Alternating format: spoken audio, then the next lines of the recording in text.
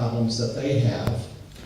And part of it is the fact that we live in such a diverse world, and that because of that diversity, it's causing some great challenges. And I'd like to point out that, people differ in many ways. And let me see here if I can do this. And if this isn't going to work, then I'll have to just click each of the slides. People differ in many ways. They differ in their mannerisms, their appearance, their beliefs, and many more things. But the one thing that each of us has that's important to us is the fact that with this challenge of diversity, the thing that everyone is looking for is to find a way to be able to relate to people in a way that virtually everyone, in a way that everybody wants to be treated. Now, if you look to the scriptures, and we're in a church village hall right now, if you look through either, not just Christian, but you go through any of the major religion scriptures, there is all a reference there to a form of the golden rule, regardless as to whether it's Christianity or Buddhism or Islam, all points to the idea that people do unto others as you would have them do unto you. Now, regardless of whoever it is, I have found that there are three elements that we all are looking for as people. And one is respect. Now, I'm not talking about respect like it's commonly used, where people have to earn respect. That's dealing with competence or incompetence. What I'm talking about is the respect that each person has for their own human dignity. The second thing that everyone is looking for is fairness. Now, fairness is a subjective term, and it depends on who's looking at fairness. As an example, there are people that were in areas that were not selected for these sites, and they think the process was very fair. So in the area of fairness, what we are talking about, though, is to make sure that one person is not treated less favorably than someone else. This is important to every person. The third thing is honesty. That we have to be able to trust the fact that people are dealing with us in an honest way. Now, let's take a look at what has happened here at the selection of the Gypsy site in Barton. The first thing is it's my sincere belief that the more I find out about the process that was made to select Barton, that it has shown a great deal of disrespect for the people and the residents in Barton. And that starts right out with everything starting from the amount of time that we were given to actually deal with the situation. It came about so quickly, didn't it? And in fact, my father-in-law, who lives across the street, he didn't even know about it because nobody had given notice or we weren't notified of it. And I believe that disrespect has filtered through and it points to a total disrespect to every resident of Barton. Yes. The next thing is that it's unfair. Okay, excuse me just a second. Yes. My lips are on for mine. Okay, well, thank you very much. I'm sorry to miss this part of it, though. But James, I know it's about the voting pattern, so can you make sure I get it, because I think that's quite useful. Actually, the other thing is this, we're having this recorded because I think we have a valuable message that's going to be able to go out to many people as a result of it. James, can I just say, just looking at the time, do you want to go a bit quicker? So that's Okay, the next thing is the dishonesty involved in it. And I want to be able to show you the dishonest aspect of it. Now, honest people do three things. One is they refuse to make misleading statements, they do not withhold information, and they communicate facts truthfully. Now, when I was at the Barton Rovers, they talked about the council and everything, and I said, who are these people that are making these decisions that affect every person in this room's life? And I wanted to know who they were. And so what I'd like to do is I want to highlight to you, and I want you to know who the people are that have made this decision. And starting out with the fact that there are 23 councillors that have made that decision. And I'm really sorry Nadine is leaving at this time, because 21 of them happen to be Conservatives. 1 Liberal Democrat and 1 Independent. Now let's take a look. Instead of simply talking about the council, let's get familiar with the chairman, David Vicker, who is a Conservative. He lives in Dunstable.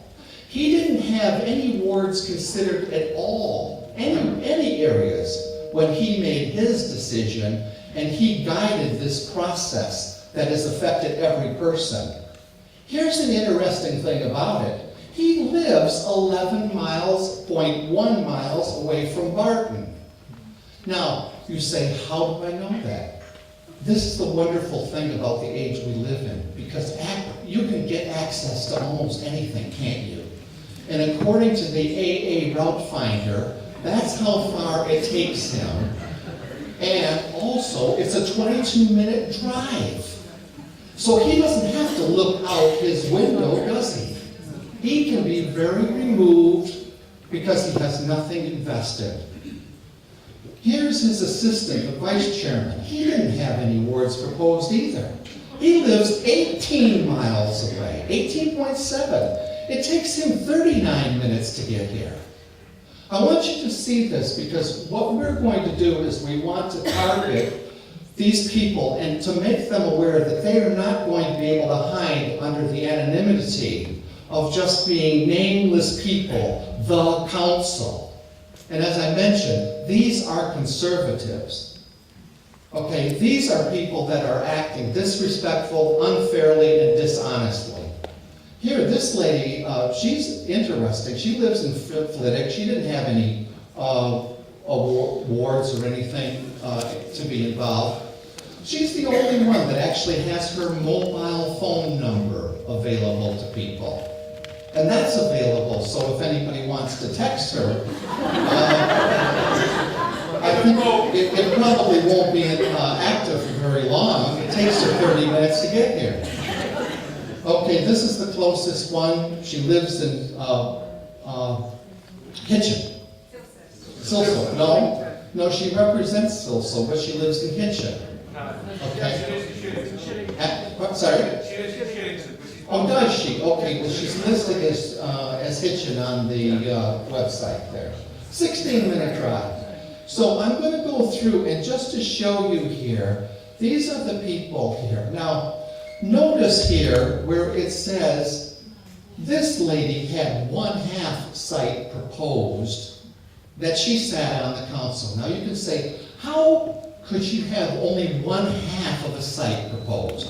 It's because another member of her same ward had the same site proposed. So in my mind, they only had 1/2 site each. And in that particular case, it wasn't selected. Now, I'm showing you this because there's an old saying, liars can figure, but figures don't lie. And these are the facts. And this is why I want to keep it focused on Barton, because it's what we're talking about is elected local officials that have totally let us down. And we want to expose them. We're not going to talk about just challenging something. We're going to show them for what they have done and let them know they're not going to get away with it. She didn't have any there were none selected out of her group. So at the end of the day, what you have is you have 23 councillors. Out of those 23 councillors, there were only 8.5% of the sites that were considered and selected were for those total of 23 councillors. And if you don't count Barton, this is another interesting one here. The guy from Pullixhill, they count that as the Pullixhill site, even though it is only 0.8 mile, or sorry, 0.8 of a mile from Barton. So can I interrupt you? Absolutely, absolutely. So clearly James has done a lot of work in putting this presentation together. I'm conscious of the time, and obviously we just want to keep it going. Was there anything else past these people you wanted to show very quickly? Yeah, absolutely, here. Because here, this takes us into the next thing, very briefly. Because obviously we don't want to keep everybody here all night. But you Do know, they I think realise that that? people But it's are really here. important to see this. It's really People are important to see here this. to get the answers and to find out why this has happened. Absolutely. And if I, pardon me? Okay. If you don't mind, if you want this information, I don't want to tell you off. I don't want to keep you longer than you want to say. But I do want you to have this information.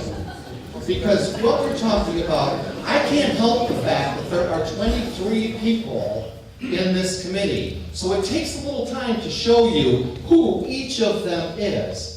But this is going to be on our website as well, along with their contact information. Okay, now here, let's take a look here. I didn't realize when I prepared this that it would take so long to get through. But the thing at the end of the day, what you need to know is none of them care. They don't care. It doesn't affect them and their lives. It doesn't devalue their property. And what I want you to know is I have learned some things in the last 2 or 3 days that are absolutely shocking as to the process that they did to select Barton. And that Barton, and this is what we're going to go to next, is let's take a look at the facts. Only 8.5% of the sites selected by the committee were in their backyard. And you know what?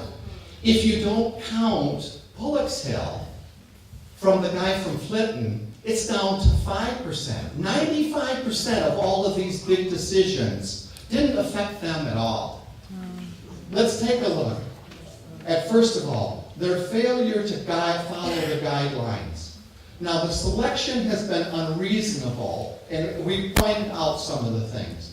And what I'd like to do is just to ask, this isn't just about me, this is everyone here. Does anyone have any comments about the fact that it's green belt? How do you, yeah. Can I mention to you on this? I believe that this is a violation of our human rights. And I'll tell you the reason why. My mother and father-in-law, 30 years ago, bought land in Barton, and they looked out on a field, and they were assured it was green belt, nothing would ever happen to it. Now that's a lie. That's turned out to be a lie, isn't it? How many of us here, knowing what you know now, would actually have bought your house if you knew the current situation, buy it where it is? So, in effect, what's happening is we are being treated very unfairly when it comes to that. We know the dangerous road conditions, outstanding natural beauty, productive wildlife, and jobs lost. Now, Ian, you had said that the selection was a sham. And this is what I'd like to concentrate on for everybody to know what a sham it was. Now, we learned the fact, now when you sent me the letter saying it was a sham, I didn't know what sham was. I looked it up on, I had some idea, but I looked it up on one of the dictionaries online. It's falsely presented as truth. So things were falsely presented, and their synonyms are it's fake, it's pretense, and it's fraud. Now, you have told us that you think that it was a sham, that it was fraudulently presented. Can you please just reiterate again where the fraud came in? Yeah. Let me give you the microphone. Yeah, basically, I think anybody there that was there, amongst the audience, were aware that this has been predetermined. We had 40 people that made prepared speeches. put some very good arguments through, but the committee had already made its mind up. So this was just for public consumption, and it was completely irrelevant of what any of us were going to say. Well, yeah, they always do that. I'm going to leave in a minute.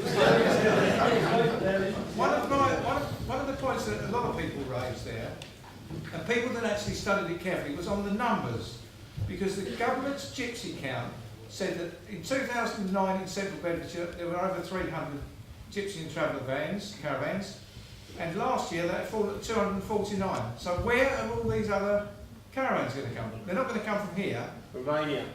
Well, there's 2 million gypsies in Romania, there's a third of a million in Bulgaria that are eligible to come in next year, but it's going to be closer to hand than that, because as I understand it, neither Bedford or Luton are proposing any new sites.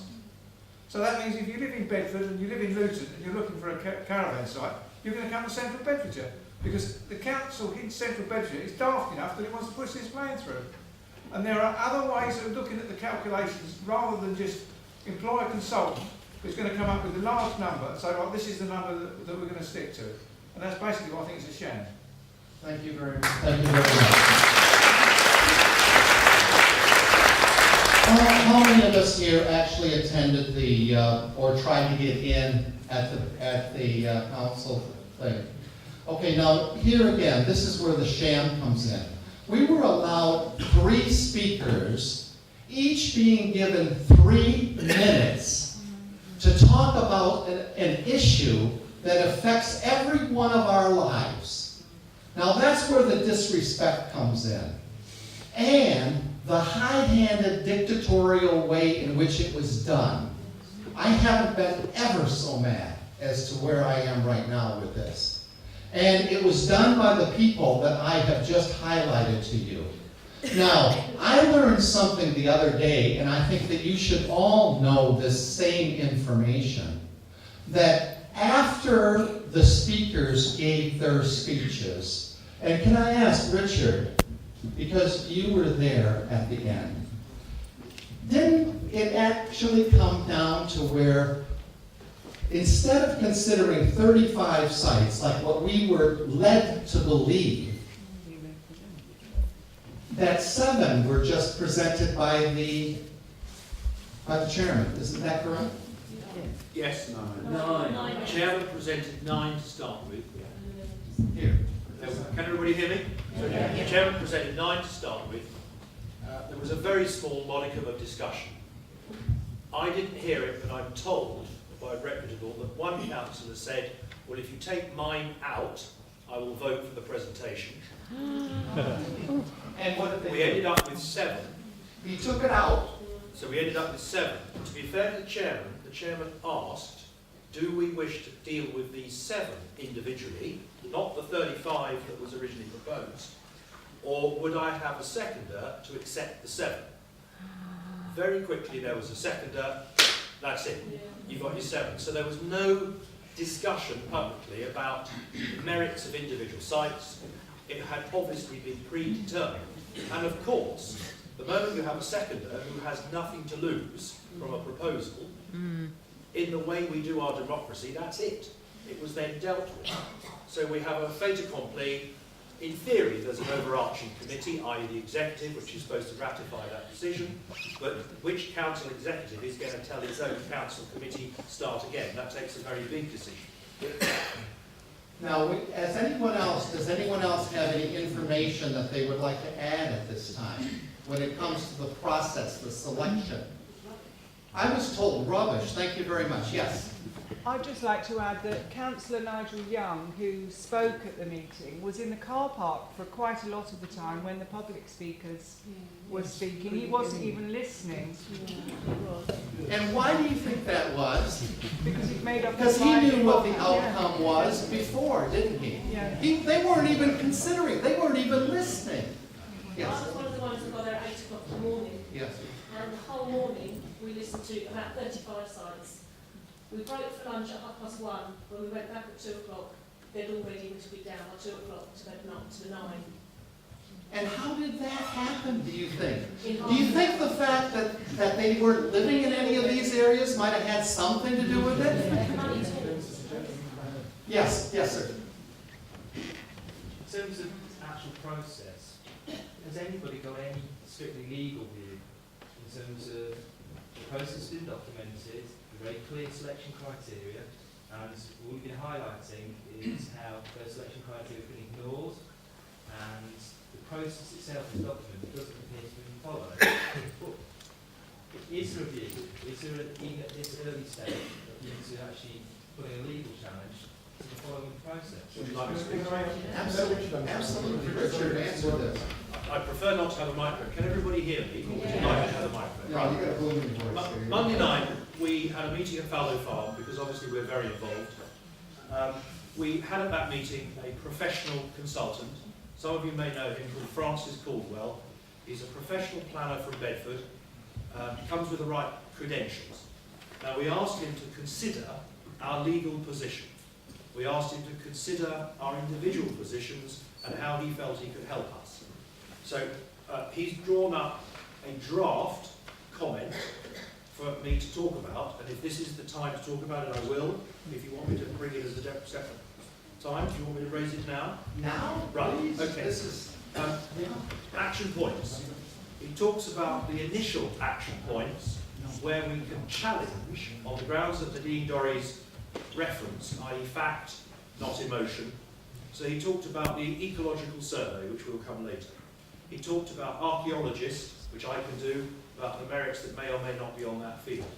He talks about noise consultant, because there are legal noise levels within which you're not supposed to live and within which you are disturbed. He talked about the legal effect of the end of the road. That's a little subjective because it's one person's opinion as to what is safe and what is not. And certainly when you do planning applications to talk about traffic, that's done on numbers and movements and things like that. He then talked about challenging the process. He needs to be careful because he needs to see what the minutes say. We all assumed that the camera that was on would be switched off or the film would be taken away because they have the right to do that. So I'm not surprised that Ian says the formality is that the tape of the proceedings has been lost. What he needs to happen is for people that were there all the time, and I had to disappear for an hour in the middle, were able to write down with a name and address the process that they witnessed so that he can gather factually correct information to form the basis of his legal challenge. And I'll just read what he says. I've got it right. The more I've looked at the process, the more I've thought that it has been unfair. And I will make some steps to look at this more closely once I've received draft statements. At the time of writing, I've not spoken to the committee clerk. I've emailed him. I've not seen the minutes. I don't know whether the minutes are yet published yet. 10 days. 10 days, so we've still got to wait, okay? Which is interesting, because are those minutes going to be out before this meeting on the 18th? Yes, they've been advised on the 14th by John Park. So we will have a very short time from the minutes, because as we all know, it's challenging what's in the minutes, because the minutes becomes the official record, unless enough people say it's wrong. If we decide to consider a challenge through a judicial review, this will need to be carried out within 6 weeks of the date of the decision. The way to consider a challenge is for me, not me, him, to prepare papers to a barrister under the strict access arrangement that he has. The barrister will advise on the merits of the case and, importantly, the prospects of the case. We will then need a solicitor to serve the papers. In other words, it gets very legal, very formal. If we lose the case, we may be liable for the other side's costs because we're bringing the case. It may be the barrister would accept an instruction on a success fee, whereby we would not be responsible for his fees if we lose. We would need the solicitor to serve the court papers. At this stage, he's merely going to look at it and provide an initial assessment. So,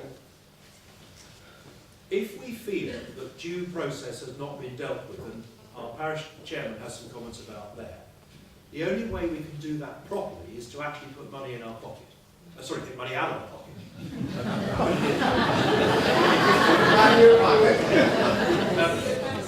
Now, these costs are not insignificant. The consultant will want to be paid about 1,500 quid for his effort in producing all of this. A decent solicitor for doing all that work and putting it in front is going to be asking for between £2,000 and £4,000. A decent barrister, and you're not going to get one that's not decent, could want a couple of £1,000s for his opinion as to whether there's a legal challenge, followed by, what do they charge? 4, 5, 6, possibly £10,000 a day to attend a hearing on our behalf. So these are significant numbers. I've got a question coming. Do you want to... Sorry, I don't want to interrupt, but Yes. when we Okay, right. about the process of choosing sites. Yeah. Comment. Okay.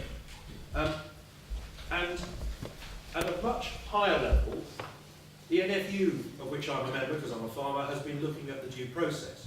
The problem the NFU has is it's going to end up with one piece of land versus another. So the NFU is working at a different level, and I don't think that's going to affect our local issues here. If we want to challenge the due process, it's really only challenging the process that happened within locality. If we win that argument, all it means is it goes back round the tree again and they do the same meeting and they have to reintroduce those sites. We don't throw the whole principle out, that's done at a much higher level. So locally, we have the chance of saying the selection process for Bedfordshire was flawed, and if the judicial review upholds that, they start again. I don't believe it completely stops them.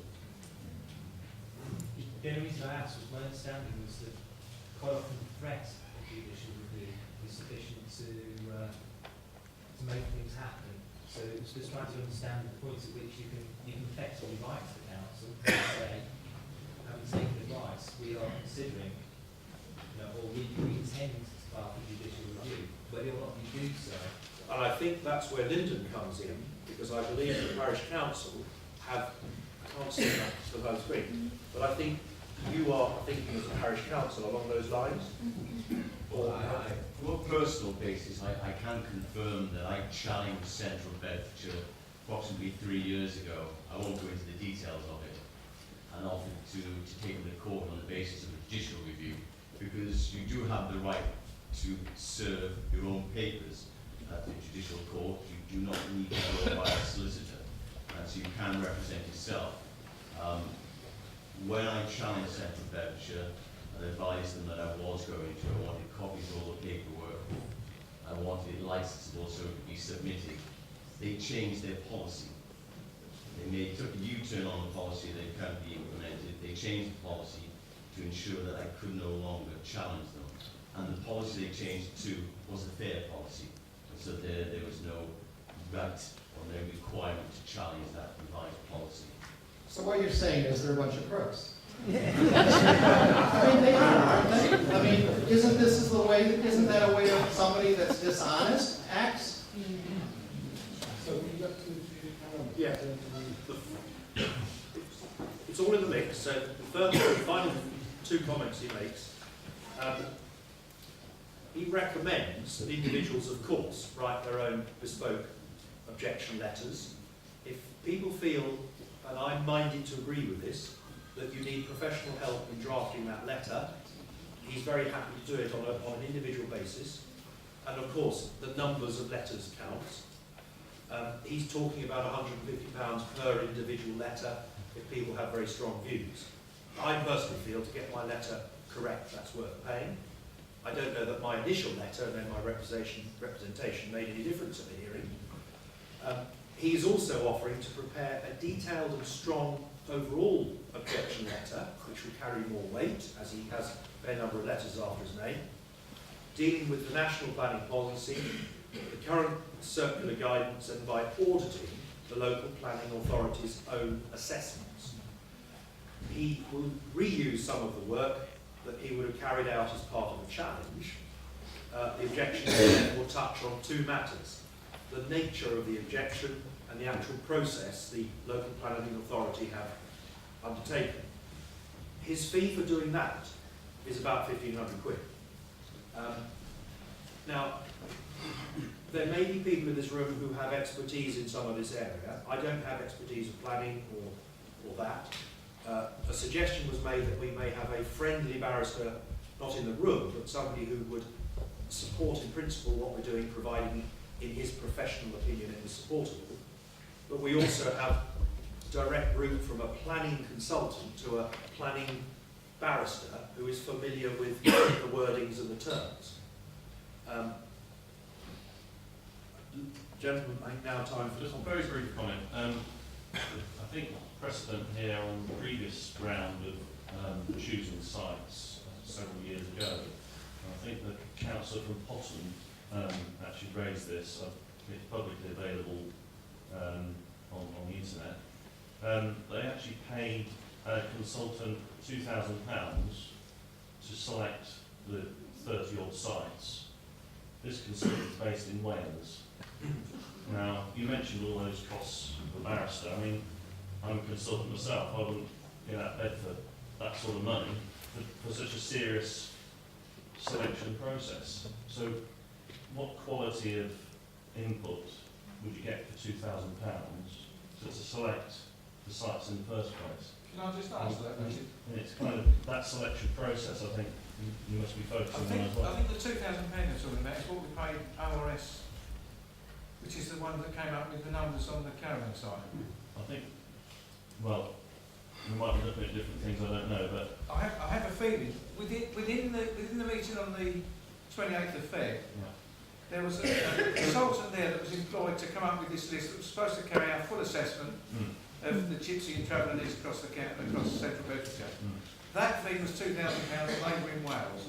yes. It was questioned, did they actually come to Central Bedfordshire at all? Well, the answer is yes, because they came to the committee meeting. But yes, you're right, £2,000 is not a lot of money. I think That's laughable, isn't it? yeah, but I think what you're saying, if I read between the words, is if we're going to do this, we have to do it properly, and we have to employ the best. Otherwise, we might be just going at it half-cocked. There are some very interested parties, of course, myself, the Stewart family, the industrial estate, the Barton Mill complex, all of whom have not pledged, but have said, we're not going to go down without a fight. And so it's a question of, through the chair, whether this meeting feels it is a fight that they wish to join in with, because it requires all of us to share some of those costs.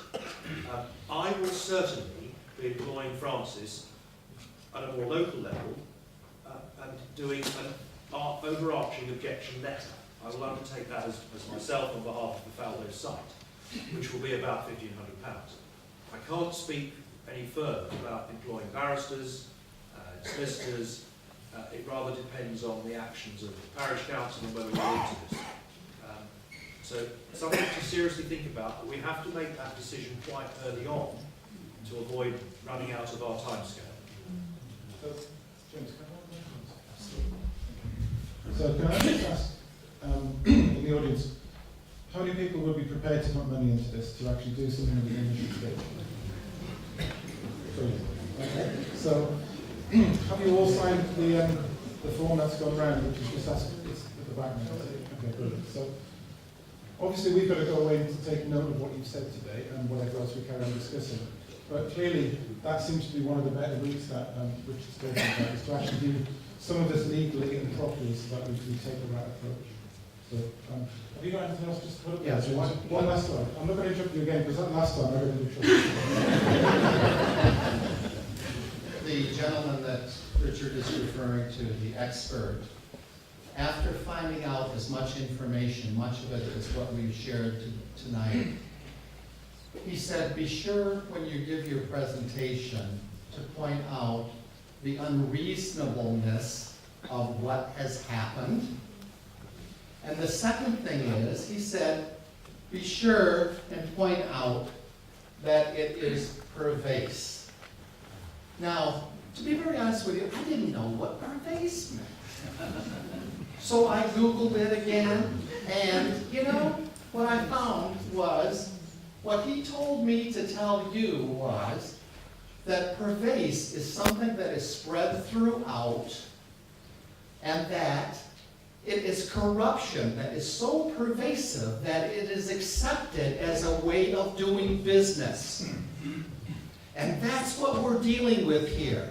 These councillors made these decisions thinking that they could get away with it. There was no deterrent, no leverage. Yes? So, can I quote your former President, Mr. Kennedy, one of the things which he's gone on record of saying is that no matter how big the lie is, the more often you say it, the more the masses will believe it. Oh, yes, thank you very much. Now, can I just ask, who told, when we were at the meeting on Monday, there was a reference to the fact that in selection, all they did is drive around on the bus and look out the window to pick out which sites they were going to go with.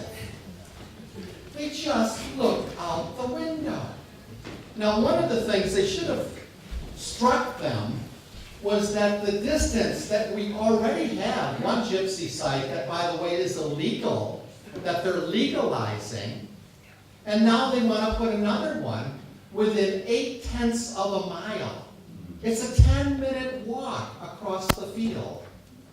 So what I would like to end my section with is this, that as a result of this meeting, it takes a commitment on all of our part to send a message to the executive committee members.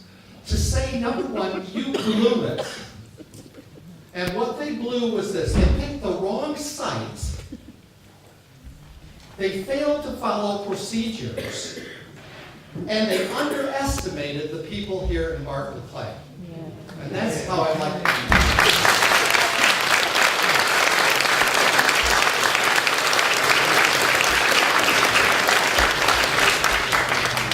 So, I think I know I'm going to buy for James for his birthday. I'm going to buy a dictionary.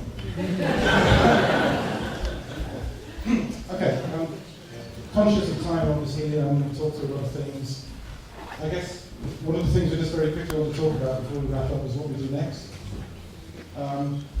You probably see at the back of the room there was a table where we were hoping that people would take away sheets and basically get people to fill out a petition.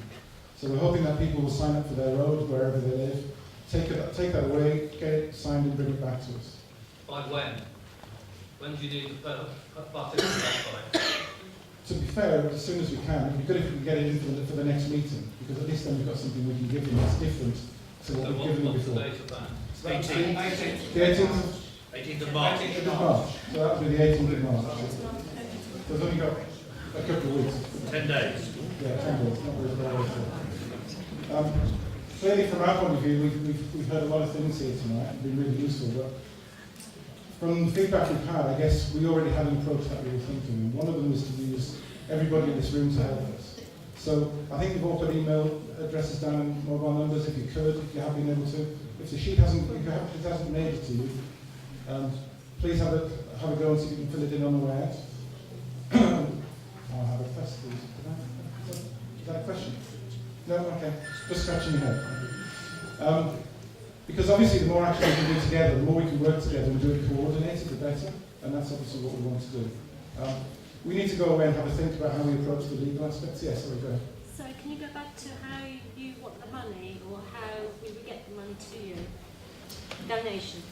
That is a good question. We haven't actually thought of that so far, but there's loads of things you can do that allow you to collect money, so I'm sure we'll find a way. Not everyone's got the internet, so... No, exactly. Yeah. So we'll find a way. One of the things we have done so far, obviously, is we use the internet a lot. We've used websites a lot. We've used email. But what we have done is we've done leaflet drops to everybody. So we're aware that not everybody's got email. Not everybody can use that method. So we won't just make it one particular method, because otherwise it's not particularly broad. We need to just make sure we can do that properly. And obviously, we would want to make sure we can audit it. We can give you an audit trail to prove whether we went, because that's pretty important for everybody to know. Sorry, go ahead. I would suggest that we contact the local bank, Lloyd's, and ask them if they, we obviously need a fighting fund sort of thing, and set up an account with the bank, so that perhaps That's a good idea. So I guess what we could do is everybody could just be told this is the account number, or is the bank, and you can put the money into that. Yeah, so exactly that. Yeah, so I think, can I just add something to that? Having had modest involvement with a sort of charity or a fund that is technically owned by the members of the club, one has to be careful to be fair and not be accused of misappropriating the funds. So a central bank account is fine. You have to have a method of showing that you know who contributed what, so that if that fund is then not used, the proportion that is not used is given back to the donors in the proportion they gave money. If the donor doesn't wish it back, fine. I will instruct Francis anyway to start going, and I will obviously start paying him, and then it will be up to me and the fund to say how much you want to keep spending. The initial part is council's opinion, which we wait to see whether the council feel, and council, the barrister feels it is a fight he can fight, or she can fight. That opinion is a small percentage of what it might cost overall, and at each stage we can seek guidance from representatives of the community whether they feel it's money worth spending. So I will organise that, and then I will deal with either Chris or Lyndon as to how the fighting fund, whatever you want to call it, is channelled back in. Because then we need to set up a structure, not everybody, but 2 or 3 sensible people who are taking representations of how we spend the money, because there are various reports and surveys that might need to be done. The ecological survey is one of them, and then there's some fees. I think if somebody either works at the bank or has a relationship with the bank, it's quite easy to set up a bank account, and if it needs some starting money to set it up, well, that can soon be arranged. We will be relying on people to come forward to say, I was at a meeting, I wish to contribute, because we don't know how you are. So it is not a charitable donation, but it's a wish to be involved. As soon as we have an account or bank, whether it's by cheque or transfer, we can publicise that, and then we will tell you how our systems are working, how we monitor that. That's my suggestion. Yeah, great. And that's exactly what we need to do. Whether we have a representative of the parish council on there so that it's overseen by somebody, I don't know. Yeah, great. Thank you. Sorry, Chris, can I just ask, what's happening with the report that we all contributed to? Right, so I'm hoping that Philip Graves is here this evening. He was invited to come along, and we thought he was. I'm guessing he's not in the room? No, so I guess at this stage we don't know. We invited well, we know a little bit more. Sorry, is the gentleman from the mill, Phil? Is Phil here as well? No. The gentleman that was asked by the meeting at Barton Rovers, was a meeting at Barton Rovers to do something, visited the mill, spoke to Phil. His comment was, it would be better to leave that report till spring growth of various plants or animals took place, because there was little to see to start with. We decided, again with the planning guidance, that there's nothing to stop us doing 2 reports, because if the first one doesn't show anything, it's still meritorious to do another one later on. So the recommendation was that report is done. I have no comment on the quality of the guy because I don't know him, but as with all of these things, the person doing the report needs to have the appropriate clout of professionalism behind it, so that report is taken seriously. I don't know whether £400 is too much, too little, but I've seen other reports that have been done for £300 and £200. And we were given a leaflet from somebody in the council, the Bedfordshire Council, of reports that they've conducted when they want to have a report. Now it strikes me that if there is something to be found, one possibility is that the same people who do reports for the council might be appropriate. We contract them to do a report for us. I'm not suggesting the guy that we've spoken about doesn't do anything. I would suggest he does what he's been asked to do. But the other issue, was that not aimed at both sites? Because obviously we're now factoring in on one. So whether he would wish to charge 400 for just one site. We're not looking solely at one site.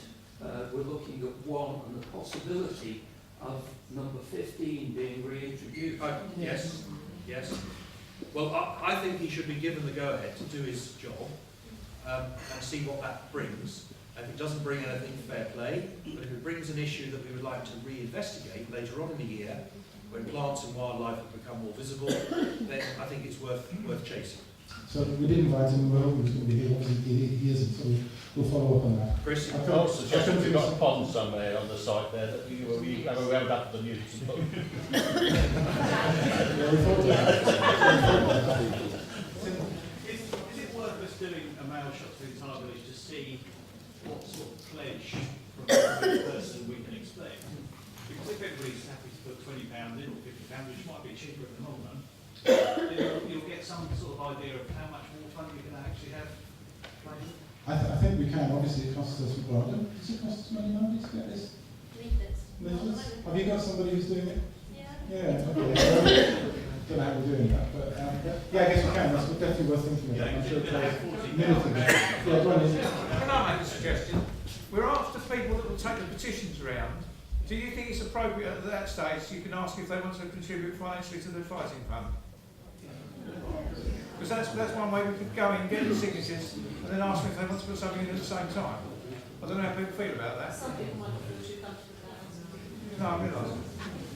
Yeah. I think the best thing is to sort of like, give them a sort of some sort of document, and then advise them that someone's coming around with a petition later, and then if any help. Yeah, I guess we don't want to put anybody on the door. Requires people on the doorstep, do we? Yeah.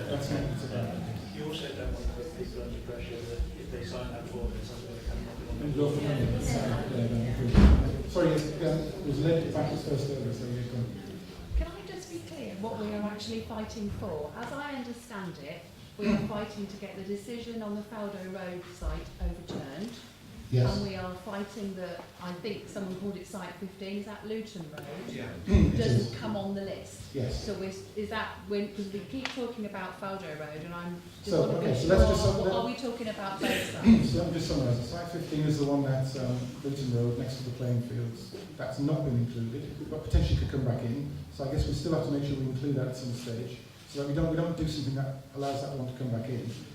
Obviously, the main one that Rich is talking about that he's interested in is the one next to his farm, which is 16, but that's relevant to everybody.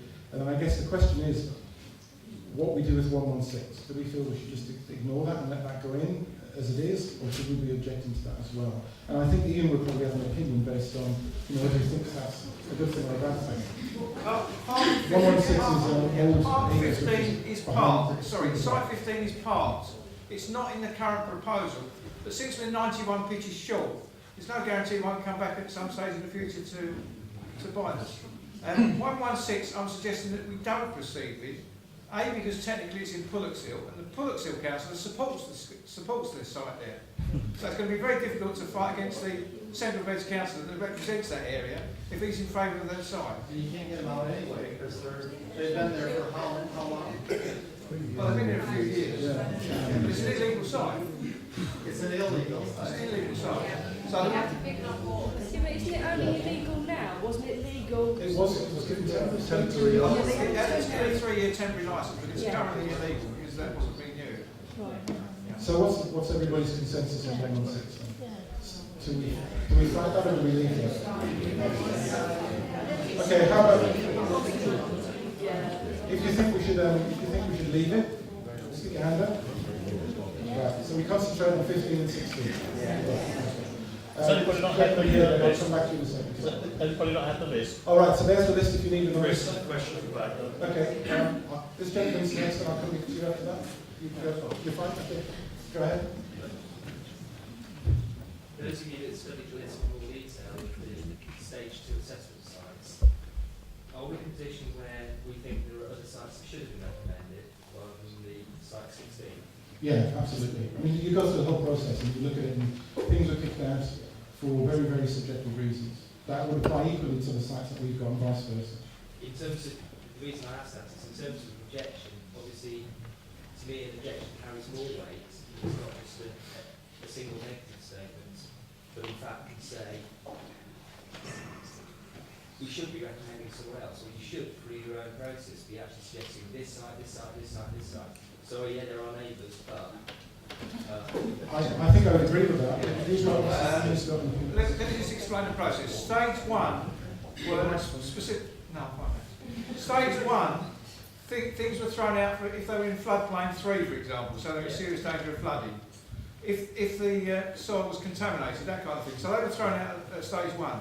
At stage 2, there were more subjective things like whether it was in green belt or close to main roads. Now, our argument was that both Barton sites should have been thrown out at stage 2, but they weren't. At stage 3, which were all those that survived stage 1 and stage 2, all of them were assessed on nearness to schools, nearness to shops, things like that, and then they were all rated. One of the problems is that when they rated these 35 sites and then picked 7, none of those 7 were in the top 7 sites. None of them were in the top 9. The highest ranked site that they chose was site number 10, the 10th site, which is in Caddington. It's in an area of outstanding natural beauty and the green belt, and that was approved to increase from 6 pitches to 18 pitches, even though the Chiltern Conservation Board has strongly objected to any increase in that at all. So the way that the decisions were made at stage 3 are entirely subjective, in the sense of is it such and such a distance walking from schools and whatever. And we've got those scores, but they didn't use those scores at all. On the committee, they just said, right, we'll have these 7 and that's it. So if you want to fight against this, pick the sites that are higher up on that list, evaluate those that made stage 3, bear in mind that Luton Road scored higher than Faldo Road, and obviously we don't want to bring that one back in. So you need to start looking at those that scored higher than our site did, and put those back in that way, if you want to go down that road. And these councillors not accountable to anybody. Well, they're accountable to the electorate in 2 years' time. Is that Yeah, but the trouble, they're not in this constituency. They're not in this constituency, are they? Councillors that make hold on. This gentleman wants to ask a question. Oh, yes, sir. Just follow on. But is that actually an active route that is worth following in terms of our own personal objections?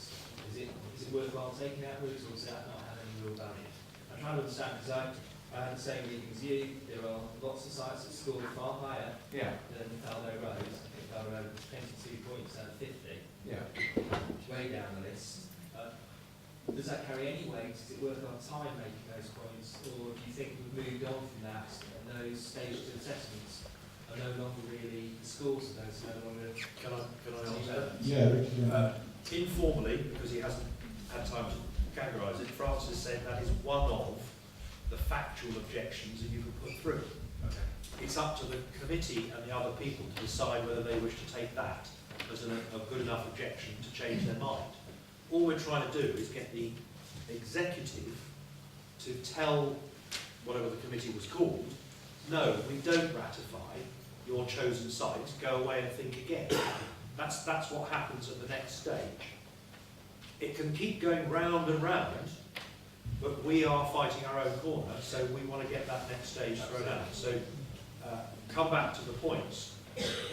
As long as you don't say what the Dean said don't say, I don't like, I don't wish to see, whatever you think is pertinent may well be pertinent. Okay. Because we're trying to change opinion of a number of voting people. Now, we've learned from the process that there are people that will vote in a certain way. So we need to be getting information to the decision makers on this meeting on the 18th. Whether you send the same letter individually to everyone, or whether you write to the chairman, I'm not sure, but I've learnt the lesson that I wrote what I thought was a brilliant piece to say why Faldo Road shouldn't be presented. I have no idea whether any of the voting councillors even read my argument. And I've learned a little bit of lesson from that. I think I was a bit naive in thinking if I email it in, it'll be read.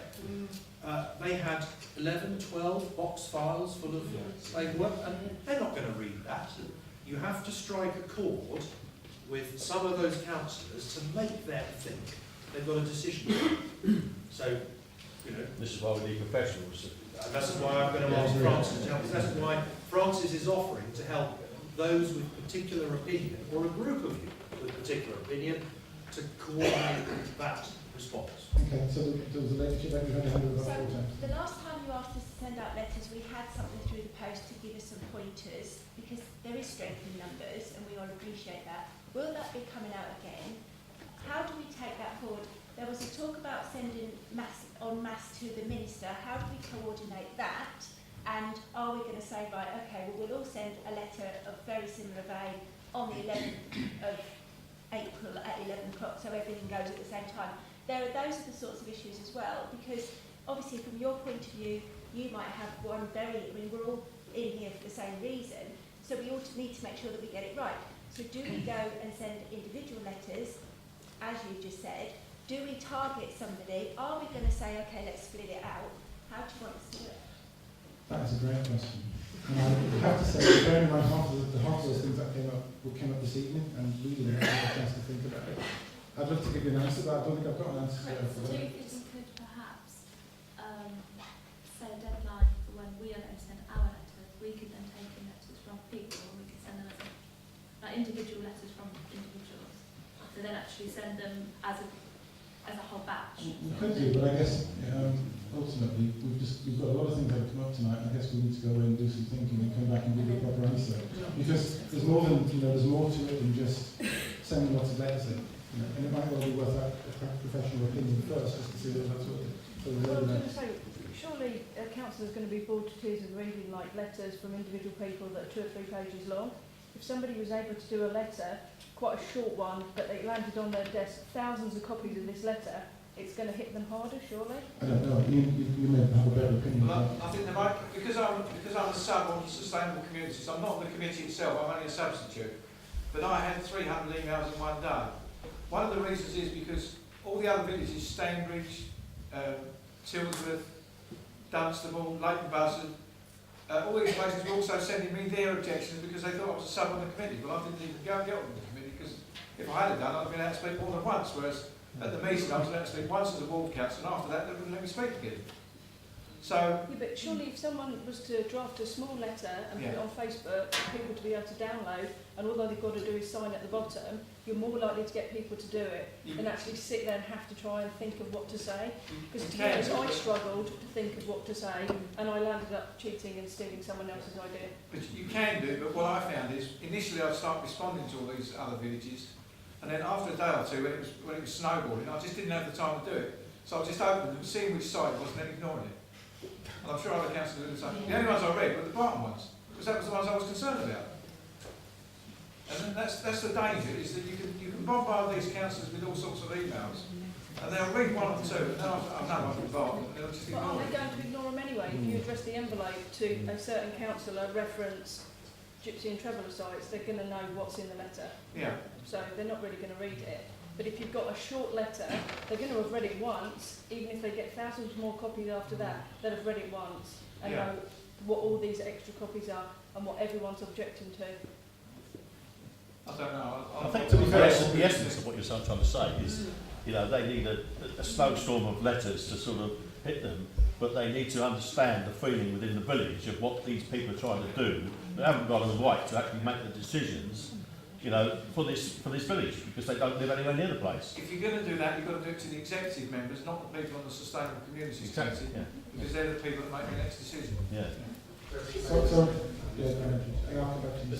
We have a camera here. Jack does documentaries, so I wanted this here tonight so that we have all this information available to tell the world.